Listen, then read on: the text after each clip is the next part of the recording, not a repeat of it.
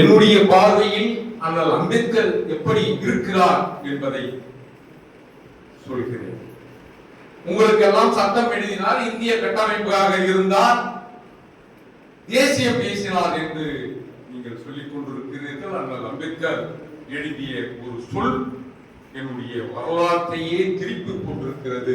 என்ன என்று சொன்னால், ஆரியர்கள் என்பவர்கள் கைபர், போலன், கணவாய் வழியாக வரவில்லைன்னு அம்பேத்கர் எழுதினார். Super super. தெரியுமா?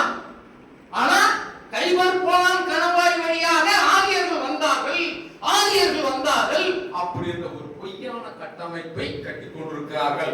அம்பேத்கரை நம்ப என்றார், சிவனையும் படை என்றார், சக்தியும் பரம்பரை என்ற சொல் பழையர்களில் ஆதி சிவன் போதித்தார், தமிழை பேசிக் கொண்டிருக்கிறோம்.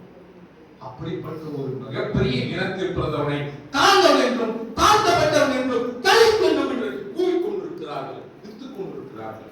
திருக்காஞ்சியில் ஐயா குரு சுப்பிரமணியத்துக்கு தெரியும், அது போய் பார்த்தாரு பாண்டிச்சேரியில.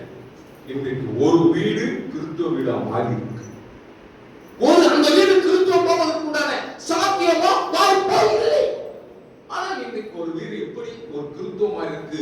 ஞாயிற்றுக்கிழமையானால் அந்த துண்டறிக்கை வினோதிக்கப்படும்.